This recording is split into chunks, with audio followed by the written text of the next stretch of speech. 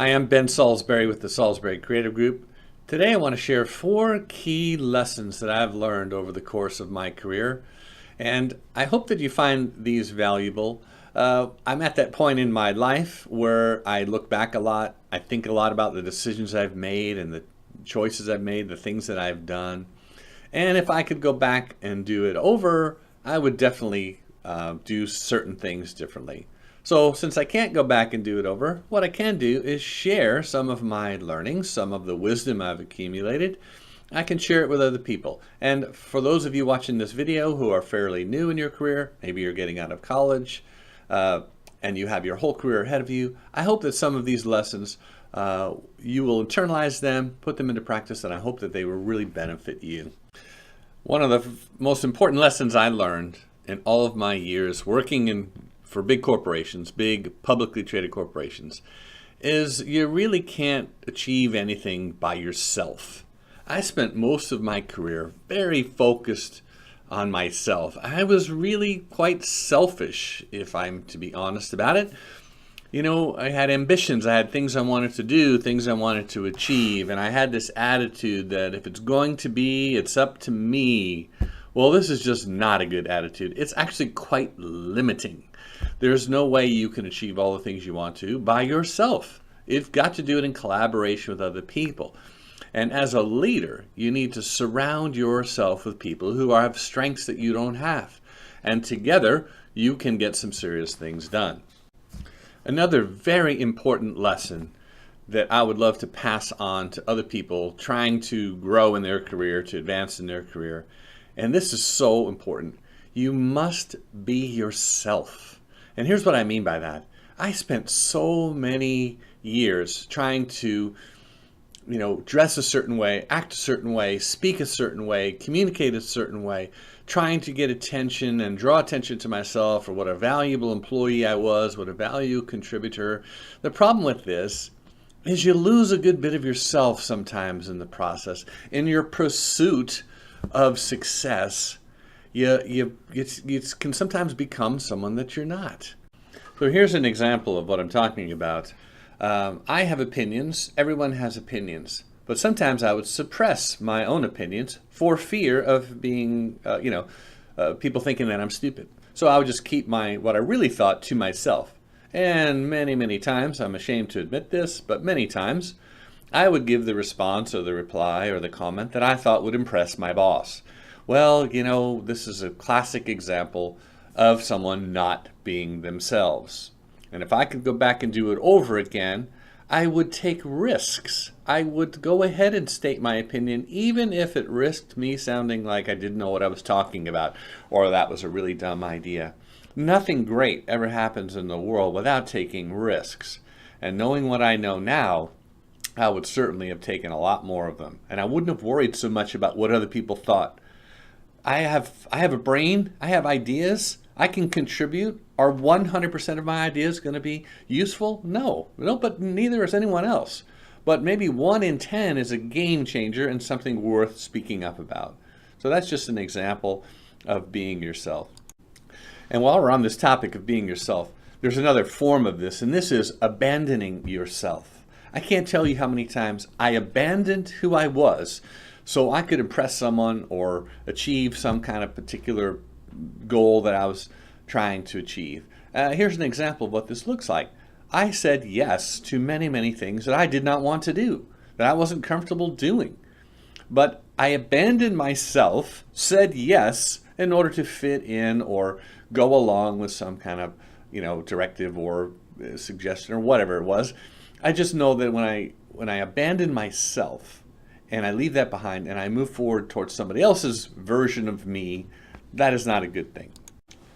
The last thing I want to say about being yourself is you don't want to work somewhere where you're not allowed to be yourself.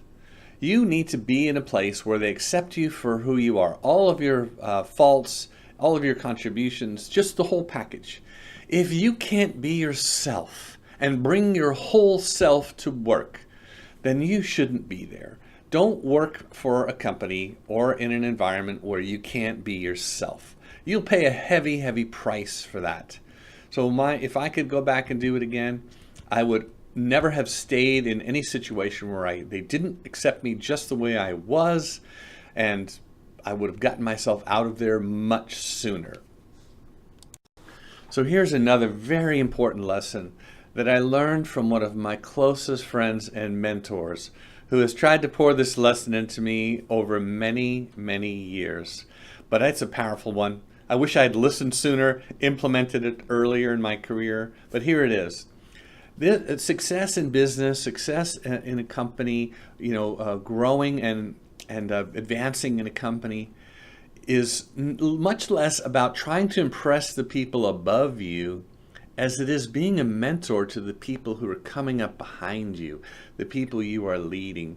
I wish I had spent much more of my energy nurturing and growing and mentoring the people below me than I did trying to impress the people above me.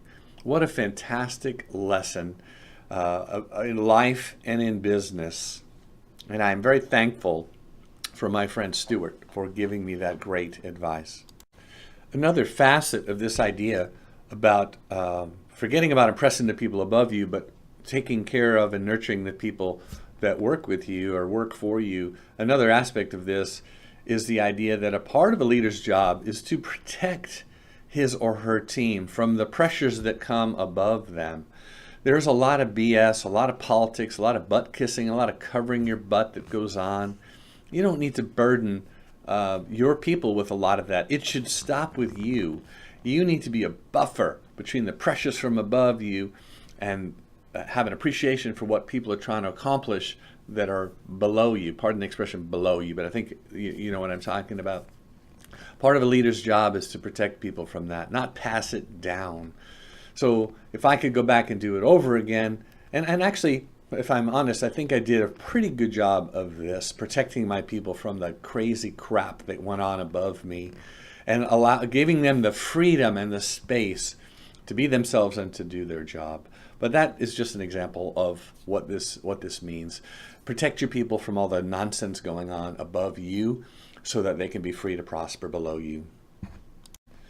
By the way, most of these lessons that I'm talking about, some I learned the hard way and from experience, but the vast majority of them were imparted to me by much wiser people. And I'm very thankful to them for pouring themselves into me and mentoring me. So here's a piece of advice that I have not only used myself, I have dispensed this advice to many, many other people, especially younger people who are not as far along in their career. And here it is. If you get yourself in an environment where you can flourish, the money will take care of itself. There are so many times in my career where I thought about changing jobs and I was very motivated by the ability to make more money. And if you have kids at home and college to pay for, there's a lot of pressure to do that. What I wish I had thought more about, though, was think about the environment I'm going to be in and can I flourish there? Because if I can flourish there, the money will follow. And you have to kind of take a step of faith that that's going to happen. But here's a practical example. I was getting ready to leave one really good job at a really good company to go to another company and another job. A very risky move, always, right?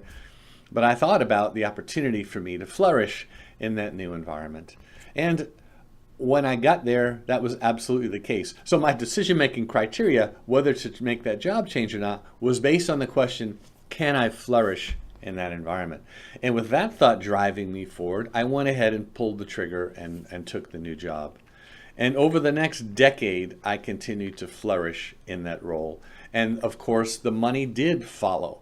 But it doesn't go the other way around. You don't pursue the money and then you flourish.